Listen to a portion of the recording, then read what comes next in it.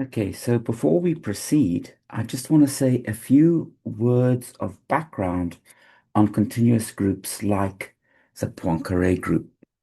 So first of all, this A alpha and omega alpha rho, these are going to be parameters of the group.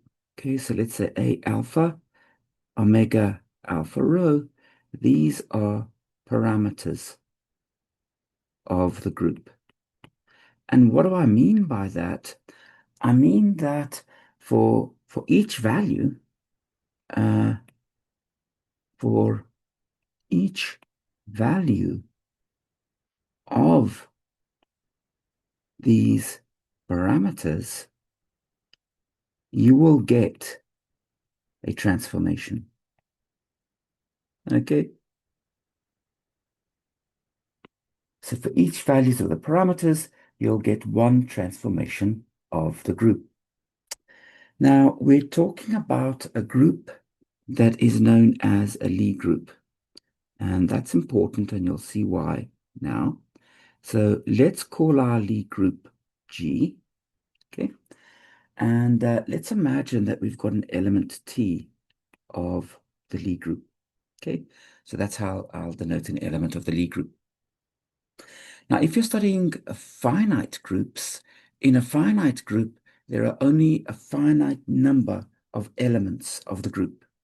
And the way that you would say what a finite group is you would take two elements of the finite group, say T1 and T2. So these both belong to the group. And you know that group composition is closed. So you'll get another element of the group, and this will be T3. T3 also belongs to the group. So T1, T2, and T3 are all group elements. And I've told you if you compose T1 and T2, you'll get T3. So one of the ways to specify what a group is precisely to give the set of all such rules for this multiplications. And we call this the multiplication table. So for finite groups, the symmetric group or whatever, we would give a multiplication table that would determine the group. This is bad for a Lie group. So it's bad for a Lie group. And the reason for that is finite groups have finite number of elements, but a Lie group has an infinite number of elements. So it has an infinite number of elements. So the number of different transformations in a Lie group, there's an infinite number of them, and it really doesn't make sense to say you're going to specify the multiplication table. That's, an infinite collection of equations. So not sensible at all. So what we do for Lie groups is, this is rather what we do. So here we were considering any possible multiplication of two group elements. Rather, we look at infinitesimal transformations.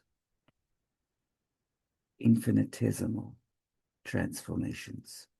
Now, when we say an infinitesimal transformation, what do we mean? We mean these parameters of the group, the A alpha and the omega alpha rho, we allow those to become infinitesimal. So that's what it means to have an infinitesimal transformation. Your parameters A alpha and omega alpha rho, for our example, would be infinitesimal. At the level of transformations, what does this mean? It means that you are looking at transformations close to the identity. Okay, so why is that the case? Well, it's easy to see from our example. So we've got x tilde mu is equal to x mu plus zeta mu, and zeta mu depends on A alpha and omega alpha rho. If we set A alpha equal to 0 and omega alpha rho equal to 0, then then zeta alpha is equal to 0, and x tilde mu is just equal to x mu. That's the identity transformation. We didn't do anything.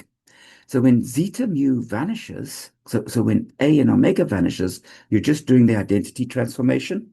But when A and omega are small, you're looking at transformations close to the identity.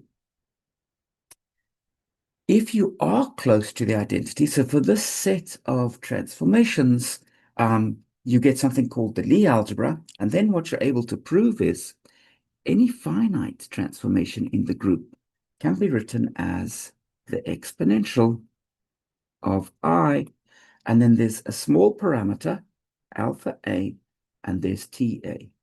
So let me tell you what these alpha A's are. Actually, alpha A need not be small. It's a parameter. Alpha A for our problem are the parameters of the group. So it's exactly our A alpha and our omega alpha rho. So that's what alpha A would be, the parameters of the group.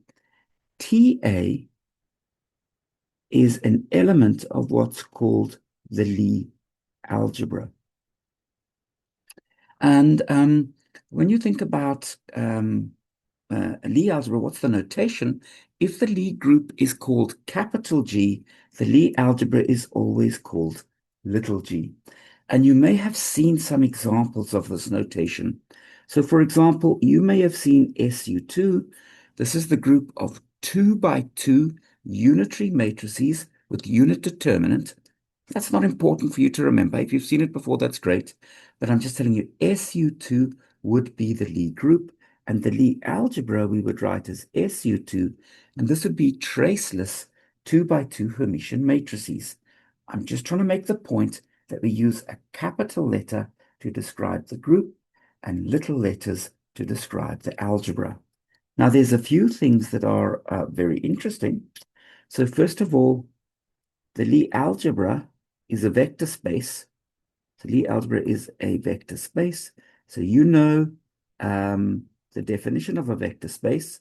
So you can take the Lie algebra and check that it is a vector space. So that's good. The other thing that's interesting is it's finite dimensional. So it's finite dimensional. And the TA are a basis for this finite dimensional vector space. So what does that mean? The only thing I want you to take away from this is there are a finite number of TAs. Okay, so there's a finite number of linearly independent elements inside the Lie algebra. And that's great because that's all we need to work with. Now, the Lie algebra is specified by a relation. So at the level of the Lie group, we said that we would use the multiplication table to specify the group. We said that wasn't practical for the Lie group. So what do we have to specify to say what Lie algebra we've got? Well, we would take the commutator TA with TB. So if we were looking at a matrix representation, TA and TB would both be matrices. So we just calculate the usual matrix commutator. And we find that this is again sitting inside the Lie algebra. So we would have some parameters here, A, B, C. So obviously F, A, B, C depends on what TA and TB are. And then there would be a TC. And this repeated index C is summed. So the Lie algebra will always take that form. So at the level of the group, we said if you multiply two elements, you always get an element of the group. At the level of the Lie algebra, if you take the commutator between two elements in the Lie algebra, you always get something in the Lie algebra. So this green box over here and this green box over here, you should think about these as doing equivalent things. One is specifying the group, the other is specifying the algebra. And the FABC are called the structure constants. And if you have two Lie algebras that have the same set of structure constants, then they are the same Lie algebra. Now, of course, the TAs are a basis for the Lie algebra as a vector space. You know that the basis for a vector space is not unique. So you're allowed to take linear combinations of the basis vectors. So if you've got two Lie algebras, then you can take linear combinations of the elements of the Lie algebra to make the two structure constants look the same. Then those are still the same Lie algebra. Okay, so it's not that the FABCs must be the same. It's that you're allowed to take linear combinations of the elements of the Lie algebra. You're allowed to change basis. And if there is a basis in which the structure constants agree, then the Lie algebras are equivalent. And specifying the Lie algebra, you can prove, has been proved, this is part of the theory of Lie groups, that from the Lie algebra, the Lie group uniquely follows. And the relationship between the Lie algebra and the Lie group is always of the form that I showed you here in this red equation. It always takes this form, but it might be worth just writing it one more time in the following way. So a group element is always equal to the exponential of I times a parameter. So parameter of the group for us, it would be the A row or the omega alpha row times by an algebra element. Okay. And this is a Lie algebra statement. So I should really say Lie algebra and Lie group. That's always how the group and the algebra are related. Why is it so useful? We've replaced this infinite dimensional multiplication table by this set of structure constants, which is a very small amount of data to specify. So if you get the right Lie algebra, you've got the right multiplication table for your group. What we're going to do now for the Poincare group that we're studying, we're going to work out what is the Lie algebra of the Poincare group. We don't have time to do a complete course on Lie groups now. If you have any additional questions, please come knock on my door and we can discuss it.